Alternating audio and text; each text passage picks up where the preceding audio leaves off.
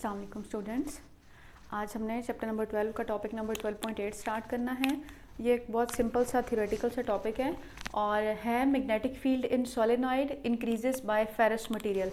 वो आपको बता रहा है कि जी हमने अभी थोड़ी देर पहले पिछला जो लेक्चर था हमारा उसमें हमने magnetic field of a solenoid के बारे में पढ़ा था। ठीक है, हमने ये सीखा था कि हम एक स्ट्रेट वायर लेते हैं और स्ट्रेट वायर में जब हम टर्न्स प्रोड्यूस कर देते हैं या हम उसको वाउंड करना स्टार्ट कर देते हैं तो फिर हम उसको वायर नहीं बल्कि इन टर्म्स ऑफ फिजिक्स हम उसको सोलेनॉइड का नाम दे देते हैं। ठीक है, और फिर हमने ये सीखा था कि वो जो सोलेनॉइड है उसके मैग्नेटिक फील्ड रिजेंबल्स करती है या वो रिजेंबल करता है बिल्कुल एक बार मैग्नेट को।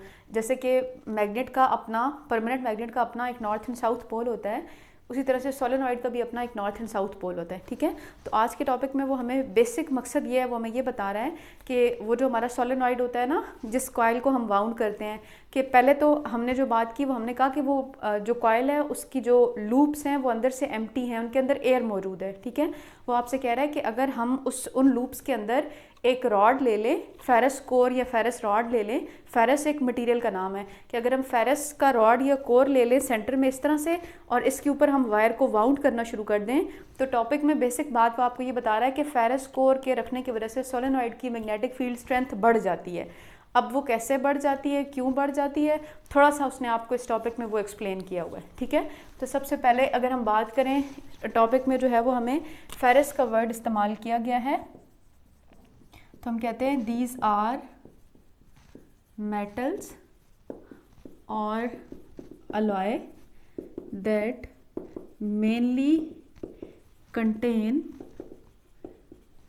आयरन, मतलब इनका जो मेन कंपोनेंट होता है वो आयरन होता है। ठीक है, आपकी बुक में जो कॉमनली यूज फेरस मटेरियल्स के उसने नाम लिए हैं उसमें आयरन एंड स्टील का जिक्र हो रहा है। ठीक है, तो वो आपको एक्सप्लेन कर रहा है कि हमारे पास अगर ये सोलेनॉइड है, ठीक है, और अगर आपने इसको बैटरी के साथ कनेक्ट किया है तो इनिशियली जब आपने इसके अंदर रॉड नहीं रखा हुआ तो इसकी जो मैग्नेटिक फील्ड है उसकी कुछ भी वैल्यू होगी, कम या ज़्यादा कुछ भी उसकी वैल्यू होगी। ठीक है, जैसे ही आप इसके अंदर से करंट पास करेंगे तो इसके गिर्द जो है वो मैग्नेटिक फील्ड एस्टेब्लिश होना स्टार्ट हो जाएगी।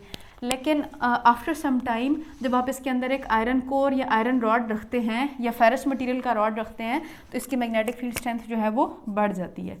तो हम क्या लिखेंगे कि जी magnetic field strength of a solenoid increases by the या by placing iron core inside it. ठीक है, इंपॉर्टेंट बात आपको इस टॉपिक में पता होनी चाहिए, वो ये पता होना चाहिए कि हम आयरन ही क्यों यूज़ करते हैं, मतलब जो मटेरियल है उसमें हम आयरन क्यों यूज़ करेंगे, वाई वो यूज़ आयरन, मतलब फेरस मटेरियल में आयरन को यूज़ करने की रीज़न क्या है। तो इसकी रीज़न ये है कि जी it has very high value of relative permeability. ठीक है, और रिलेटिव परमिएबिलिटी को स्टूडेंट्स हम म्यू आर से रिप्रेजेंट करते हैं। ये रेशो होती है mu divided by mu naught में। म्यू जो है ये परमिएबिलिटी ऑफ मटेरियल होता है, स्पेसिफिक मटेरियल।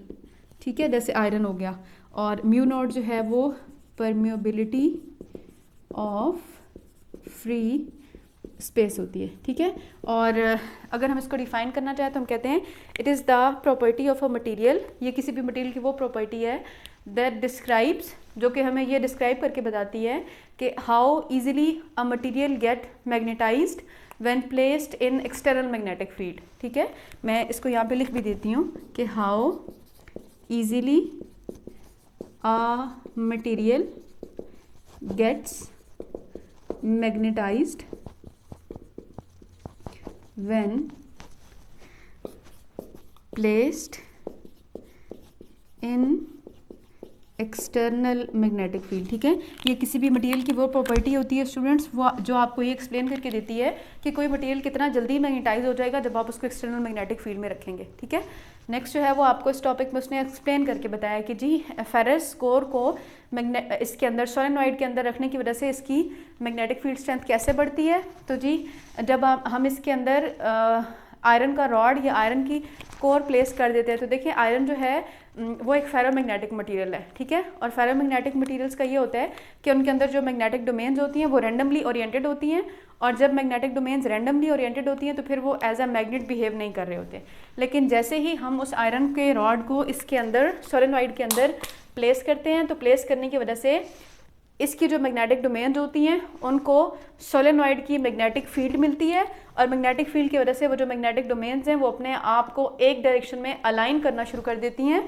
और स्टूडेंट्स जब मैग्नेटिक डोमेन्स अलाइन हो जाती हैं तो फिर ये भी एक प्रॉपर मैग्नेट की तरह बिहेव करना शुरू कर देता है। इसका मतलब है जब ये मैग्नेट की तरह बिहेव करना शुरू करेगा तो ये भी मैग्नेट है, सोलेनॉइड की भी मैग्नेट वाली प्रॉपर्टीज़ हैं, तो इन दोनों की जब मैग्नेटिक फील्ड्स आपस में कंबाइन करेंगी, इंटरेक्ट करेंगी, तो एज अ रिजल्ट सोलेनॉइड की जो इंडिविजुअल मैग्नेटिक फील्ड है वो पहले के मुकाबले में, पहले से मुराद ये है कि जब आपने रॉड इंसर्ट नहीं किया था, लूप्स के दरमियान में एयर थी, तो पहले के मुकाबले में इसकी जो मैग्नेटिक फील्ड की स्ट्रेंथ है वो बहुत ज़्यादा इंक्रीज़ हो जाती है, ठीक है।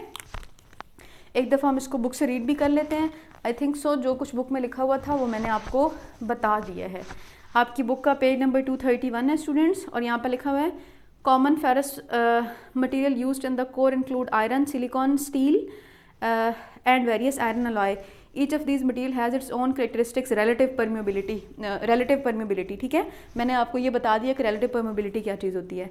The intensity of the magnetic field rises when a ferrous rod also known as core is introduce inside the solenoid because the core become magnetise owing to magnetic induction, ठीक है। मैग्नेटिक इंडक्शन वो process है जिसके ज़रिए से material जो है वो मैग्नेटाइज हो सकता है, ठीक है।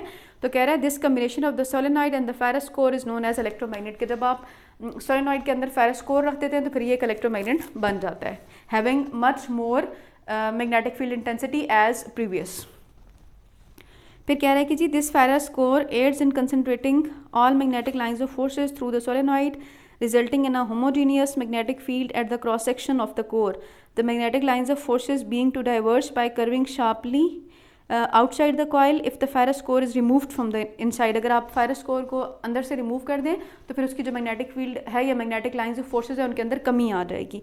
It is common knowledge that in comparison to an air core, मतलब जब आपने फेरस मटेरियल नहीं रखा, air core solenoid the magnetic field inside ferrous core solenoid will be stronger. मतलब ये कंपैरिजन वो आपको एक्सप्लेन करके बता रहे हैं कि जब एयर होगी तो उसके मुकाबले में आयरन जब आप रखेंगे तो जो मैग्नेटिक फील्ड स्ट्रेंथ है वो बढ़ जाएगी। फिर कह रहे हैं कि temporarily magnetised ferromagnetic core strengthen the magnetic field, the relative permeability of a ferrous core is much greater, therefore the ferrous core is inserted in the solenoid, it increases the strength of magnetic field many time. तो सबसे simple बात या सबसे important बात जो इस पूरे topic में थी वो यही है कि आयरन को रखने की वजह से या किसी भी फेरस मटेरियल को रखने की वजह से सोलेनॉइड की मैग्नेटिक फील्ड बढ़ जाती है। क्यों? बिकॉज फेरस मटेरियल जो होते हैं ये मेटल अलॉय होते हैं, इनका मेन कंपोनेंट आयरन होता है और आयरन की जो रिलेटिव परमेबिलिटी है वो बहुत ज़्यादा होती है, ठीक है। इस वजह से जब आप इसके अंदर आयरन रॉड रखते हैं तो वो रखने की वजह से सोलेनॉइड की और आयरन रॉड जब एक मैग्नेट की तरह बिहेव करते हैं तो इन दोनों की मैग्नेटिक फील्ड लाइंस के इंटरेक्शन के नतीजे में एक स्ट्रॉन्ग मैग्नेटिक फोर्स या स्ट्रॉन्ग मैग्नेटिक फील्ड जो है वो इस्टेब्लिश हो जाती है।